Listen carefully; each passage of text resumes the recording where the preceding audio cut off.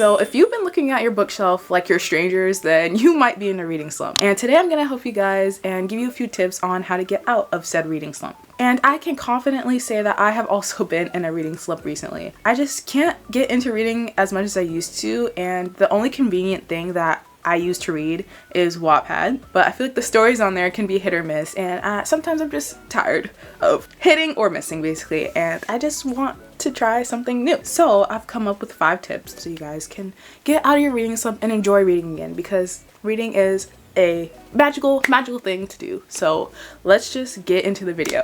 Okay, so my first tip is to start small. So start with a novella or a short book perhaps, or even a graphic novel, because a short book can equal a great win because you've completed something that's, you know, not too long. Like a 700-page book is not gonna quench your satisfaction if you're in a reading slump and can't even get started on reading a book. No offense, this isn't like a roasting session or anything, but short books will equal faster gratification. Poetry books are also an amazing start to this because they're short. Text isn't as big usually, and it's like smaller stories interconnected, you know, with each other, and like they're just shorter.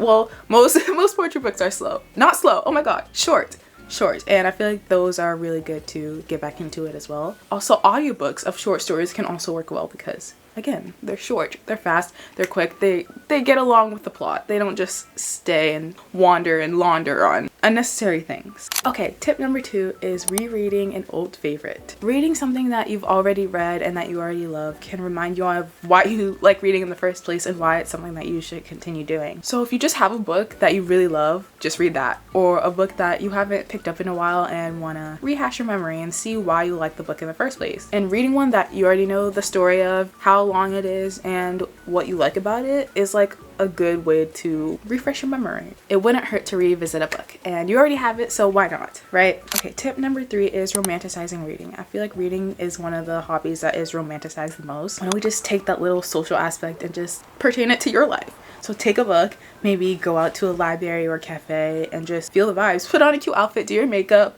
and just pick a couple of books to take with you in like a cute little bag and just go out into the world and just romanticize reading.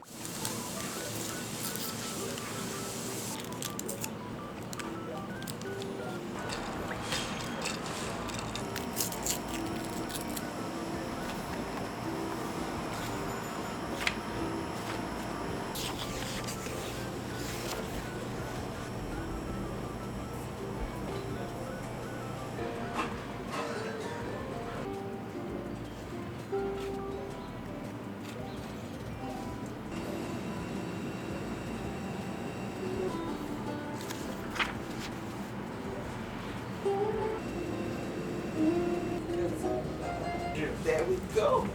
I don't know, someone was here, but they went away. You got time. I'm gonna move it to the back. All right. Back. I'll be back. And I feel like environment is like one of the main key things that are really important in anything really, especially for me. If I'm like doing my homework, I cannot do my homework at home because I just get distracted easily, and you know, I feel like being surrounded by other people that are productive is also a good motivation is the word to read, because why not? Other people are doing cute little activities, might as well join them, right? When the scene is right, reading feels more like a vibe than like a chore, and I feel like that's really important. Tip number 4 is the 10-minute rule. So this, as simple as it sounds, you're gonna set a 10-minute timer and you're gonna read for 10 minutes, and that 10 minutes is to start you on your reading, just even if it's for 10 minutes, and most likely you'll continue reading after the 10 minutes is up, because usually that's how it works most of the time. Plus, even if you start for 10 minutes, it's a start. You're starting something, you know, it's the first base. At least if you started, you can say you read for 10 minutes, right? And there's no really fault for that, you know? Okay, tip number 5 is try a different format. As I've mentioned, I use Wattpad, and Wattpad is a great, you know, online, easy thing to do, and it's a different format other than a physical book.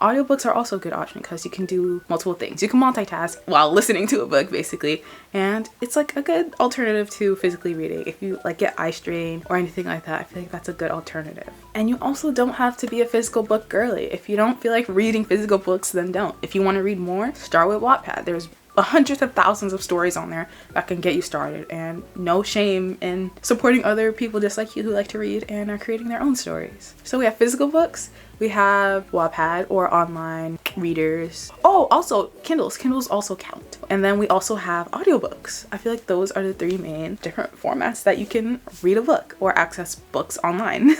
But those are all of my tips for you guys. Hopefully this helped you in any shape or form, because I know reading can be a challenge for some people, and just enjoying it is what the whole point. That's the theme of this video. That's the whole point. Remember, reading slumps don't last forever. There might just be that one book that really gets you and you're like reading for like 6 whole months now, right? So again, hopefully these tips helped you guys, and I hope to see you guys on your reading journey.